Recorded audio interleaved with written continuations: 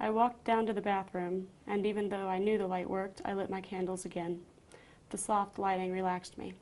The flickering shadows danced against the walls as I stripped off my clothing carefully.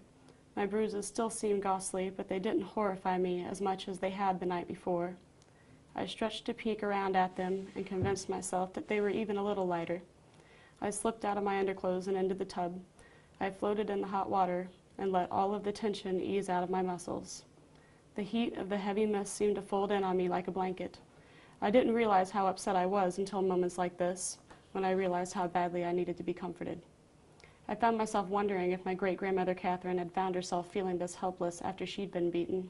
She was no more than 16 when she married Grandpa Grady's dad, and then had her first child within the year. She'd been nothing more than a child herself. I'd seen pictures of her. She'd been breathtakingly beautiful. Yes, she was. She and my great-grandfather Edward had owned a lot more land then. The whole of the neighboring forest had been theirs. My great-grandfather was in livestock and farming. They had had many more barns and fields, but there was a terrible fire that had taken almost a quarter of their land and a couple of their outbuildings, including the stable, before they'd been able to contain it. That was over 100 years ago now.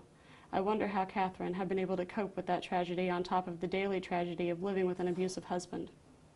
She didn't remember. She had taken sick right after that, hadn't she? My great-grandfather had beaten her within an inch of her life and let her lay in her sickbed until she died. She never regained consciousness. A few years later, great-grandfather Edward had died too in a horrible accident. He'd fallen down the main staircase late at night, drunk. They say he went mad after he lost his wife and drank himself into a stupor every night.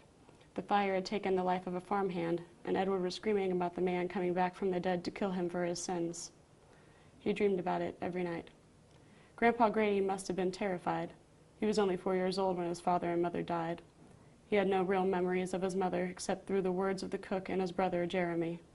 Grandpa Grady had talked to me about it once, and his voice had been full of regret.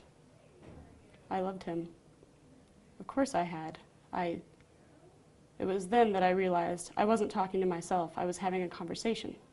I clawed my way out of sleep I was falling into and opened my eyes, and saw a pair of shocking blue ones right above mine. I screamed and sat upright, startled into alertness, my heart thumping in my chest.